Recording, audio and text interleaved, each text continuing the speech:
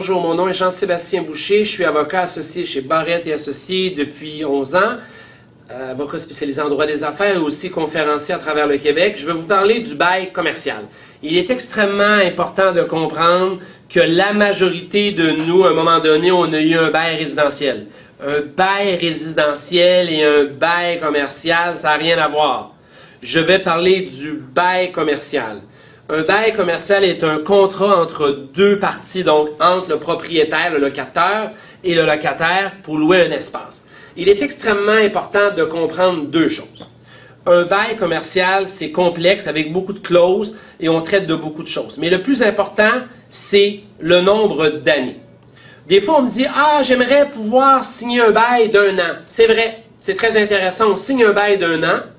Et après ça, si ça va pas bien, on est content. Mais si ça va bien, on fait quoi? Si ça va bien, le propriétaire le sait, qu'est-ce qu'il va faire? Il va vous donner, il va vouloir signer un deuxième bail avec vous. Et à ce moment-là, il va augmenter votre tarif. À ce moment-là, on est mal pris. Donc, et d'un autre côté, si on signe un bail de 5 ans, et après 6 mois, ça va extrêmement mal, et qu'on l'a signé personnellement, on va se mettre en faillite. Ou si on a signé par notre compagnie, on va mettre notre compagnie en faillite. Donc, il y a un équilibre. La première des choses que je veux vous dire, on devrait regarder, est-ce qu'on signe un bail d'1 an, 2 ans, 3 ans, 5 ans et 10 ans. Ensuite, on devrait se dire, est-ce qu'on a des années d'options de renouvellement? Moi, je vous dirais, pour vous, les jeunes entrepreneurs, il est peut-être préférable de signer des baux de peut-être 1 an, 2 ans, 3 ans, avec des options de renouvellement en votre faveur. Donc, si après 1 an, ça va extrêmement bien, ou après 2 ans, ou après 3 ans, vous allez signer, vous allez opter pour le renouvellement et c'est vous qui allez décider. Ce n'est pas le propriétaire, mais bien vous qui allez décider. À ce moment-là, on va prendre l'option encore pour 1 an, 2 ans, 3 ans. Et on peut toujours inclure au pis-aller une clause qui dit, bien, le renouvellement, le bail, le montant sera indexé au taux annuel, peut-être d'1%, de 2%, l'indice du coût de la vie. Ça, c'est la première des choses. Deuxièmement, souvent on me dit, oui Jean-Sébastien, j'ai un bail de 1 000 $ par mois, c'est super. Moi, je vous dis, oui, un instant. Vous avez peut-être un bail de 1 000 $ par mois. Vous avez des taxes. Vous avez des taxes foncières. Vous avez un bail additionnel, à savoir Hydro-Québec, taxes foncières, assurance, vidange, entretien.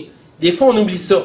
Bien des fois, les coûts additionnels, le bail additionnel, le coût additionnel, des fois, peut être presque la même chose que le bail mensuel, que le coût mensuel.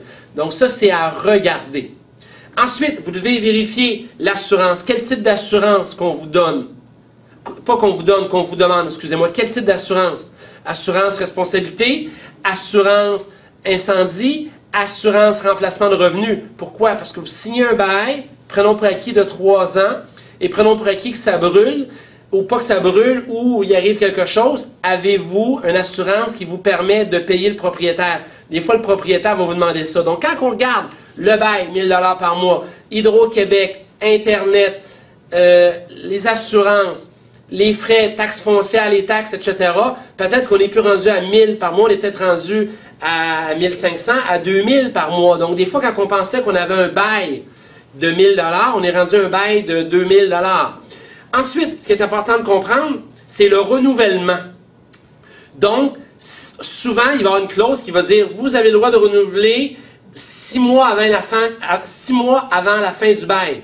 Donc, il est important de dire, c'est nous qui devons envoyer une lettre au propriétaire en lui disant, nous allons renouveler. Donc, c'est extrêmement important. Quand on signe un bail, on devrait savoir le prix, les frais supplémentaires, les coûts supplémentaires et en plus de voir le renouvellement se donne à quel moment.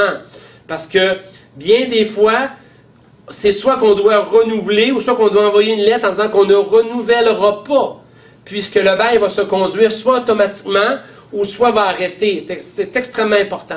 En plus, lorsqu'on est dans des centres d'achat, dans des rues commerciales, souvent le propriétaire va même demander les états financiers. Des fois, on me dit « Ah oui, bon, il va vous demander les états financiers. » À chaque année, vous devrez déposer vos états financiers.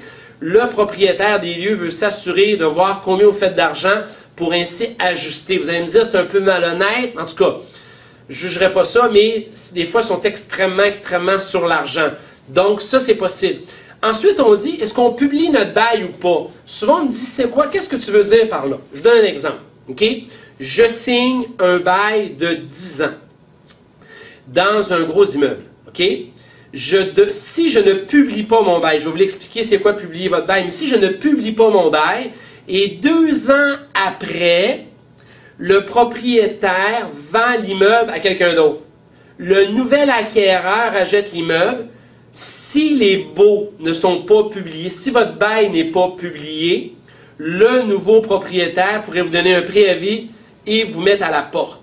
Même si votre entreprise va super bien, même si vous aviez mis des ameublements, plein d'ameublements, des améliorations locatives, et même si vous êtes très connu, puis ça va, puis vous payez tout le temps bien, il peut le faire. Publier son bail, c'est dès qu'on signe un bail au moins de 2 à 3 ans et plus, on devrait aller voir un avocat et remplir un formulaire et publier notre bail au registre foncier. Ça veut dire quoi? Le nouvel acquéreur, quand il va acheter l'immeuble, il va faire une vérification diligente, il va aller voir au registre foncier et là, il va voir, oh, OK, l'ancien propriétaire, celui que je veux acheter, le propriétaire vendeur, je vois qu'il y a 10 locataires et les 10 locataires ont publié leur bail, ce qui fait en sorte que je dois respecter leur bail pour 10 ans. Donc là, le nouvel acquéreur, il va calculer tout ça, le coût des baux, etc. Puis il va prendre une décision à savoir s'il achète. S'il achète, il est obligé de respecter votre bail jusqu'à échéance et même jusqu'à renouvellement. Sinon, il peut vous mettre dehors. Donc, pour conclure, le coût fixe de votre bail est important. Les frais supplémentaires sont des fois surprenants. Le renouvellement en votre faveur, les assurances et pour terminer, le zonage. Vous ne signez pas un bail sans savoir que vous avez le droit d'opérer votre commerce. Parce que dans la majorité des baux commerciaux, on va vous dire que c'est votre responsabilité. Si vous n'êtes pas capable d'opérer le commerce-là, tant pis, vous avez signé le bail. Donc, si on venait à signer une promesse de bail ou un offre de bail, on devrait dire, on le signe conditionnellement à l'obtention d'un permis de la ville et d'un permis de zonage pour pouvoir opérer notre entreprise. Merci.